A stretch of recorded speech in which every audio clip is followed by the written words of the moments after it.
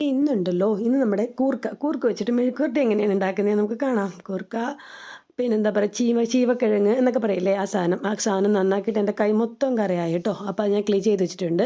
ചെറുതായിട്ട് അരിഞ്ഞ് എളുപ്പത്തിൽ ഉണ്ടാക്കാൻ പറ്റുന്ന കൂർക്ക മെഴുക്കുവരട്ടിയാണ്. അതിന് വേണ്ടിയിട്ട് ഞാൻ എന്താ ചെയ്യുന്നത് വെച്ചാൽ, ഫസ്റ്റ് കുക്കറിനകത്തിട്ട് കുറച്ച് ഉപ്പും മഞ്ഞൾപ്പൊടിയും കൂടി ഇട്ട് ഒറ്റ വിസിലടിച്ച് വേവിക്കുക. ഒറ്റ വിസിലടിക്കുമ്പോൾ നന്നായിട്ട് വേവും കേട്ടോ. ആവശ്യത്തിന് വെള്ളവും കൂടി ഒഴിച്ചിട്ട് ഒറ്റ വിസിലടിച്ച് വേവിക്കുക. അപ്പോൾ നമ്മുടെ കൂർക്ക നന്നായിട്ട് വേവും കേട്ടോ. ഈ വെന്തതിന് ശേഷം നമുക്ക് എന്താ പറയുക, നമ്മുടെ പാനിനകത്തൊട്ടിട്ട് എണ്ണ ഒഴിച്ച് മെഴുക്കുവരട്ടി എടുത്താൽ നല്ല സൂപ്പർ ടേസ്റ്റ് ആയിട്ടുള്ള കൂർക്ക മെഴുക്കുവരട്ടി നമുക്ക് കിട്ടും കേട്ടോ. വളരെ എളുപ്പത്തിൽ തയ്യാറാക്കാൻ പറ്റുന്ന കൂർക്ക മെഴുക്കുവരട്ടിയാണ്. അല്ലെങ്കിൽ നമ്മളിത് വേവാൻ തന്നെ കുറച്ച് സമയം എടുക്കത്തില്ലേ. ഇതാകുമ്പോൾ അതിൻ്റെ താമസമൊന്നുമില്ല, ഒറ്റ വിസിലിൻ്റെ ആവശ്യമുള്ളൂ കേട്ടോ. എൻ്റെ കൂർക്ക ദാ ഇവിടെ റെഡി ആയിട്ടുണ്ട്, വെന്തിട്ടുണ്ട് കേട്ടോ. ഒറ്റ വിസിൽ തന്നെ നല്ലതായിട്ട് വെന്തിട്ടുണ്ട്. നന്നായിട്ടെന്ന് വെച്ച് കഴിഞ്ഞാൽ ഉടഞ്ഞു പോകുന്ന വേവല്ല, പക്ഷേ കറക്റ്റ് പരുവത്തിൽ വെന്തിട്ടുണ്ട്.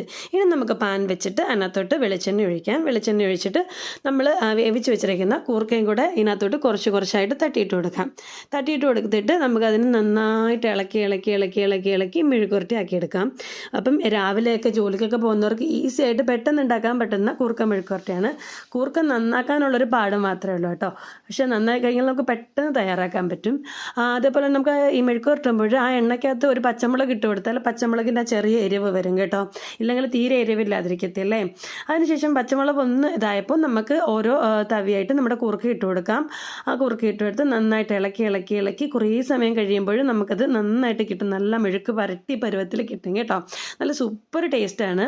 അപ്പം വളരെ എളുപ്പത്തിൽ തയ്യാറാക്കാൻ പറ്റും. ഇനി കുറച്ച് എരിക്ക് വേണ്ടിയിട്ട് ഞാൻ എന്താ ചെയ്യുക, നമ്മുടെ ചതച്ച മുളകുണ്ടല്ലോ, ചില്ലി ഫ്ലേക്സ്, അതും കൂടി ഇതിനകത്തോട്ട് ആഡ് ചെയ്യുന്നുണ്ട്. അപ്പോൾ അത് കുറച്ച് എരിവും കൂടെ കിട്ടാൻ വേണ്ടി, അല്ലെങ്കിൽ മുളക് പൊടി ആഡ് ചെയ്യാം.